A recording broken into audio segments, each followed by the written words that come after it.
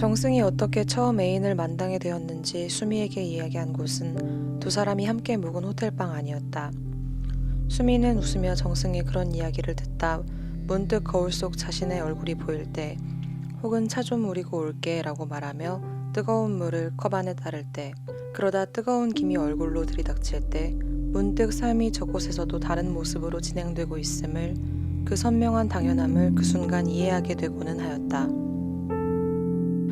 우리 모두는 각각 다른 사람으로 각기 다른 순간과 국면을 가지고 각자에게만 생생한 순간들을 살아가는데, 우연히 언니와 함께 커피를 마실 수 있어서 좋았다는 생각, 그리고 그 자리에 친구와 다시 오게 되어서 좋다고 수미는 생각했다. 100살이 넘은 최명화는 편한 차림으로 침대에 누워 녹음기를 켠 채 20살의 자신을 회고하고, 그때 나는 최명환의 20살이 그려지지 않고 나의 20살도 희미하게 여겨질 것이다.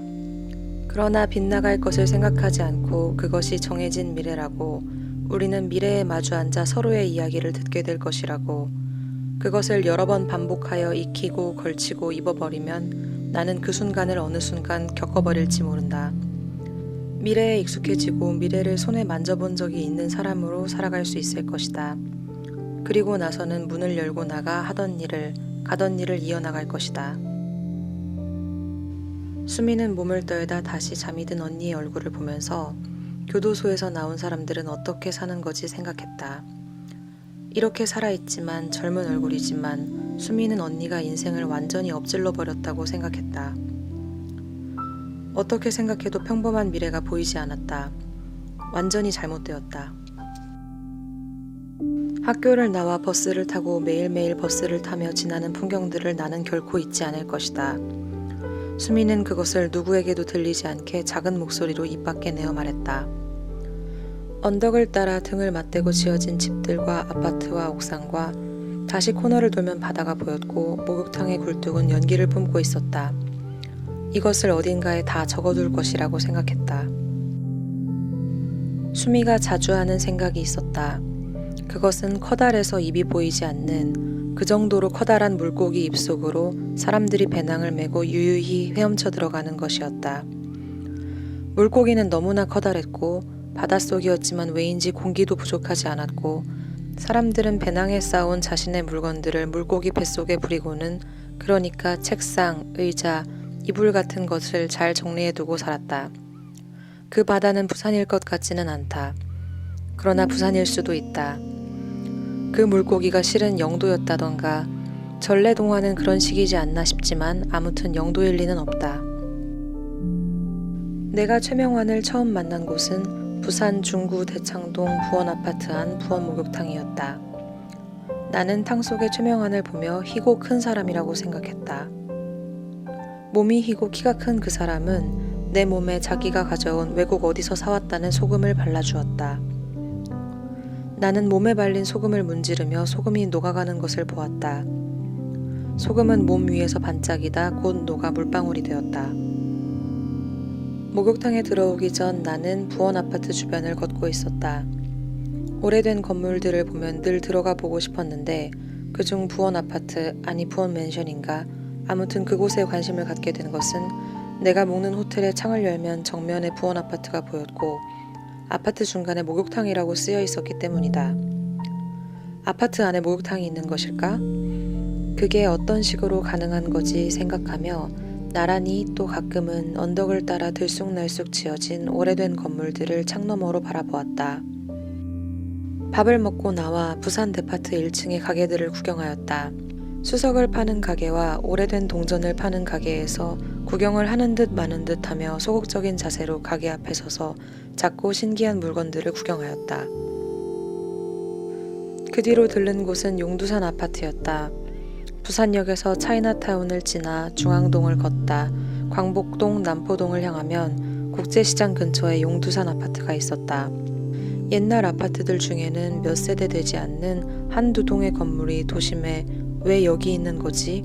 라는 느낌을 지나가는 사람들에게 주는 곳이 있었다.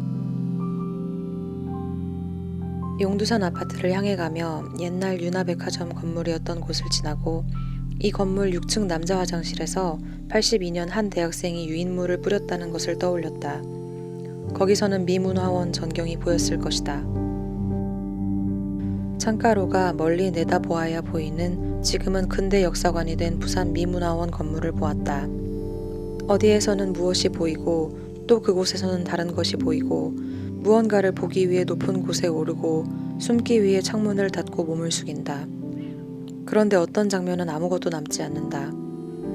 그런 것은 찍을 수도 찍힐 수도 없었다.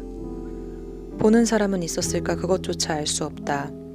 하지만 어디서 누가 무엇을 보고 있었을지 아무도 보지 못한 것이 나중에 무엇을 남기는지 우리는 결코 확신할 수 없을 것이다. 만약 우리의 모든 순간이 우리의 모든 현장이 사진으로 기록된다면 우리는 더 잘할 수 있을까? 찍히는 것에 익숙해져 어쩌면 어느 순간부터는 찍힌다는 것을 잊게 될지도 모른다. 연기로 에워싸인 건물의 사진은 있지만 기름통을 들고 미문화원으로 가는 젊은 여자들의 사진은 없을 것이다. 그들이 불을 붙이는 사진도 이 세상에는 존재하지 않을 것이다. 부원 아파트는 입구가 여러 곳이었다. 가로가 긴 형태로 1-1, 1-2 이런 식으로 구역이 나뉘어 있었고 해당 구역마다 입구가 있었다.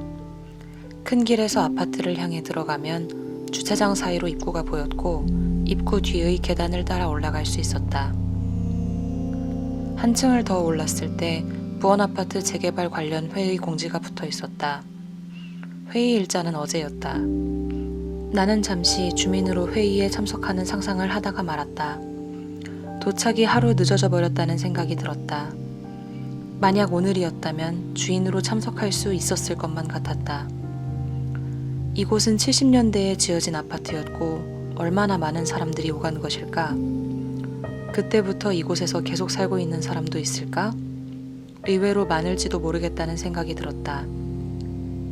나는 오르고 옆으로 걷고 아래를 내려다보고 다시 올라갔다. 언니는 한 번도 만나지 못한 친구를 보러 광주에 가겠다고 하였다. 언니는 자신과 이름이 같은 친구를 만나러 간다고 하였다. 언니는 방에서 약도가 그려진 편지를 보고 있었다. 교도소 주소가 적힌 편지를 들고 있는 것을 보니 언니가 어디에 있었던 것인지 알고 있었지만 이상한 기분이 들었다. 순간적으로 무슨 그런 걸 내놓고 보고 있는 거야 하는 생각이 들어 무슨 말인가 하려다가 그런 마음도 곧 사라졌다. 언니는 아무렇지 않아 보였다. 보내는 사람도 받는 사람도 조윤미였다. 광주의 고등학생 조윤미는 뉴스를 보고 부산의 대학생인 조윤미에게 편지를 보냈다고 했다. 걷다 보니 멀리서 흰 건물이 보였고 저기가 도청이라고 말했다. 윤미 언니는 흰 건물 가까이 가보고 싶다고 말했다. 도청 앞에는 분수대가 있었고 두 사람은 분수대 주변을 걸었다. 분수대 물은 공기 중으로 조각조각 부서졌고 사람들은 아주 멀리서도 분수대의 물을 볼 수 있을 것이다. 수미는 분수대를 향해 흰 건물을 향해 다가갈수록 어디선가 날아온 차가운 물방울이 팔에 닿는 것을 느낄 수 있었다. 언니와 수미는 말없이 분수대 주변과 도청 부근을 걸었다. 해는 높은 곳에 떠 있었고 어지러웠다. 문을 열면 바로 보이는 석기시대로가 오향장육을 먹었다. 사람들은 다들 술을 마시고 있었고 나는 조용히 텔레비전을 보며 오향장육을 먹었다. 맛있었지만 양이 많아 남겼고 아까워서 포장을 해서 일어났다. 언젠가 친구가 오면 오향장육과 군만두를 같이 먹어야지. 남기지 말고 둘 다 먹어야지. 부산 미문화원은 이제는 부산 근대 역사관이라는 이름이고 한때는 부산 아메리칸 센터라는 이름이었다. 이 건물이 1999년 미국 정부에서 한국 정부로 반환되었을 때의 이름이 부산 아메리칸 센터였다고 한다. 반환운동을 보도하는 기사 사진을 보면 미국의 해당 건물 무상 점거에 대한 비판과 소파 조약에 대한 반대와 함께 일제에 의한 역사 왜곡을 바로잡아야 한다는 패킷도 같이 보이는데 그것은 이 건물의 시작이 동양척식 주식회사 부산 지점이었기 때문일 것이다. 이곳은 1929년 건립된 서양식 건물로 동양척식 주식회사 부산 지점으로 사용되다가 해방 이후 부산에 진주한 미군 숙소로 사용되다 1949년부터 1996년까지 미문화원으로 사용되었다. 건물 안으로 들어가 부산의 근대 역사와 미문화원 건물의 역사를 따라가며 걸었다. 1969년 이곳에서는 미국의 달 착륙을 기념하기 위한 전시회가 열렸다. 나는 그 전시를 보러 갔을 사람들, 이곳에서 책을 보고 책을 빌리고 미국 유학을 문의하던 사람들을 그려보고 그들이 제시하는 미래라는 것이 있다면 그 손짓 그대로 따라가 보고 싶었다. 그러다 이곳에 불을 붙인 이들을 떠올렸다. 그들은 80년 5월 광주에서 벌어진 일에 대한 미국의 책임을 물으며 미문화원에 불을 붙였다. 직접 불을 붙인 4명의 젊은 여성 중 1명은 후에 작가가 되고 몇 권의 책도 번역하였다. 나는 그가 번역한 밥 딜런 평전을 도서관에서 빌려 읽은 적이 있다. 그 전까지는 밥 딜런에게 별다른 관심도 없었고 좋아한 것은 닐 영이나 레너드 코언이었고 단지 옴기니의 말을 보기 위해 빌린 것이었으나 읽다 보니 의외로 밥 딜런의 여러 면모들이 흥미로워서 끝까지 다 읽게 되었다. 현재와 미래를 생각하는 사람들, 와야 할 것들을 끊임없이 생각하고 지금에서 그것을 지치지 않고 찾아내는 사람들은 이미 미래에 살고 있다고 생각했다. 시간을 끊임없이 바라보고 와야 할 것들에 몰두하고 사람들의 얼굴에서 무언가를 찾아내고자 하는 이들은 와야 할 것이라 믿는 것들을 이미 연습을 통해 살고 있을 것이라고. 어떤 시간들은 뭉쳐지고 합해지고 늘어나고 누워있고 미래는 꼭 다음에 일어날 것이 아니고 과거는 꼭 지난 시간은 아니에요. 나는 이 책의 번역자와 그와 함께 미문화원을 방화했던 이들은 광주라는 사건을 끊임없이 자신에게 묻고 그 이후 시간의 의미를 묻고 답하였을 것이라고 생각하기 시작했다. 동시에 80년 5월에 그들 자신이 광주에 있었다면 이라는 가정을 반복하고 또 반복하였음을 역시 알 수 있었다. 그러다 문득 그것이 아닐 것이라는 생각이 들었다. 그들이 반복한 것은 그때 그들이 그곳에 있었다면이 아니라 그때 그곳에 누군가 있었다는 돌이킬 수 없는 과거의 사실일 것이다. 그러나 나는 그들이 미국이 자신들의 책임을 인정하는 미래를 연습하였을지는 알 수 없었다. 불을 붙인 이후의 시간을 미래라 생각하였을지도 알 수 없었다. 아마도 그들은 그런 미래를 생각하지 않았을 것이다. 그들이 어땠을지는 알 수 없지만 끝을 내고 매듭을 지어버리는 일, 다음을 생각하지 않는 일이 필요할 때가 있을지 모른다. 그럼에도 왜인지 그들이 새로운 세계를 스스로 믿고 살아내어 미래를 현재로 끌어당겨 반복하여 왔을 것이라는 짐작은 계속되었다. 수미는 언니의 방으로 가 언니의 책상에 놓인 노트를 펴서 읽었다. 가는 줄의 노트에 푸른 펜으로 많은 것들이 쓰여 있었다. 가장 최근에 쓴 것은 이런 것이었다. 나를 둘러싼 어른들이 올바르고 불의를 외면하지 않는 어른들이기를 바랬다. 이제는 스스로 그러한 어른이 되는 길을 걷지 않으면 안 된다는 것을 알게 되었다. 목숨을 잃은 이에게 참회하는 마음을 가눌 길이 없다. 그 가족의 아픔을 나누는 삶을 살고자 한다. 그들을 위해 매일 기도를 드린다. 그날은 배가 불러 근처를 걷다가 아파트로 돌아왔다. 부산타워는 어디든 나를 따라다니는 것 같다. 중앙동을 걸을 때면 코모도 호텔이 나를 따라오는 것 같다. 길을 건너면 다가오는 바다는 나를 휘감고 어쩐지 너는 이렇게 걷다가 사라지게 될 거야. 사라지는 것은 아니고 다른 방법이 없는 것처럼 잠이 들게 될 거야 말하는 것 같았다. 잠이 들면요? 눈을 뜨면 다음 날이 되고 다시 걷고 너는 그 일을 반복하게 된다. 대체 어디서요? 나에게는 그것이 중요했다. 남포동을 걷다가 중앙성당 앞에 섰을 때 문득 성당 안으로 들어가 보고 싶어졌다. 긴장된 마음으로 조심스럽게 문을 열고 들어가 맨 뒷자리에 앉았다. 스테인드 글라스를 통과한 빛들은 바닥에 붉고 노란 그림자를 만들었고 동으로 된 피에타상은 나와 눈을 마주치지 않았고 녹음된 오르간 소리는 끊어지다 이어졌다. 나는 눈을 감고 손을 포개 허벅지 위에 두었다. 조용히 뭔가를 나 자신에 대해 생각해보려 하였고 그러다 보면 내가 소망하는 것을 알게 될 것이라는 생각도 들었다. 나는 무엇을 기도해야 할까 잠시 생각하다 나는 나를 위해서도 기도하고 싶지 않다는 것을 느끼고 그러나 잠시 다른 사람이 된다면 부산에서 살며 이 근처의 회사에서 근무하며 중앙성당을 다니는 사람이라면, 그런 사람이라면 무엇을 기도할 것인가? 코모도 호텔은 늘 멀리서만 봐서인지 내게는 부산타워처럼 멀고 높은 느낌을 주는 건물이었는데, 그러면서도 언덕을 걷다 보면 종종 어깨 뒤쯤에서 갑자기 등장할 때가 있었다. 그래서인지 내게는 의식하게는 되지만 현실감은 없는 건물이었다.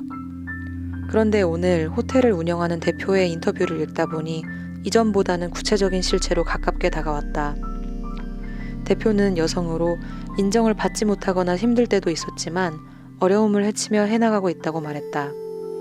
덧붙여 호텔의 음식에 특히 정성을 기울인다고 말하며 늘 신선하고 좋은 재료를 구입하고 있다고 했다.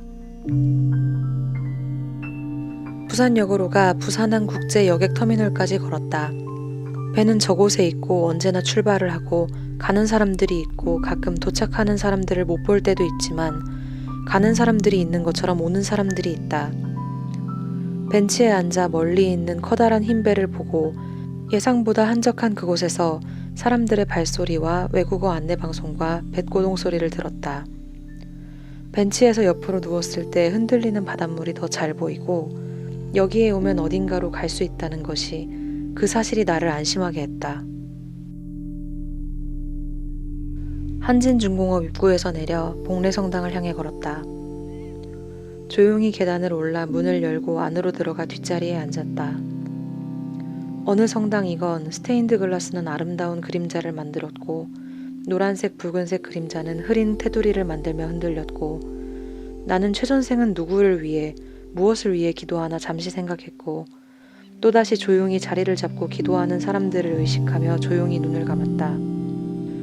나는 겸손한 마음으로 천국의 시간을 반복해보고 그 막연한 시간은 미래임에도 미래처럼 여겨지지 않았고 마치 슬픈 과거 같았다. 내가 태어나고 젖을 먹고 따뜻한 이불과 손길에 쌓여 있을 때, 원하는 것이 절대적이고 또한 적을 때, 오전부터 용두산 공원으로 향하는 사람은 드물었고 공원에 도착하자 근처를 산책하는 사람들, 조깅을 하는 사람들이 보였지만 몇 명 되지는 않았다. 밤에는 야경을 보러 타워로 향하는 사람들이 꽤 많았고 주말에는 줄을 서야 할 정도였는데 오전에 오니 아무도 없었다. 나는 티켓을 사서 타워의 전망대로 올라가는 엘리베이터를 탔다. 빠른 속도로 지상과 멀어지며 부산의 바다는 햇빛에 반짝이고 아파트와 건물들 오른쪽으로 고개를 돌리면 대교가 보였다. 나는 이 엘리베이터를 10번쯤 오르내리고 싶었다. 점점 멀어지는 건물들과 점점 넓어지는 전망들을 반복해서 보고 싶었다. 나는 이전에 광주 전남 지역의 미술인들이 80년 겨울 2000년을 위한 파티를 열었다는 글을 읽은 적이 있다. 2000년은 미래이고 무엇보다 뚜렷한 미래여야 하고 80년 겨울 2000년의 미래를 스스로 익히고 삼켜내지 않으면 살아갈 힘이 없을지 모른다. 2000년은 광주의 진실이 알려진 미래이며 민주적인 미래이다. 서울에, 부산에, 대구에, 대전에, 제주도의 사람들은 미국에, 소련에, 중국에, 일본에, 독일에, 프랑스에, 영국에, 이탈리아에, 베트남에, 쿠바의 사람들은 80년 광주에서 어떤 일이 일어났는지 알고 있다. 누가 그 일을 지시했는지 알고 있고 누가 광주 시민을 죽였는지 알고 있다. 그들은 모두 법과 사회와 인간의 심판을 받았다. 2000년은 그러한 미래이며 우리는 파티를 여는 동안 그러한 미래를 살고 있다.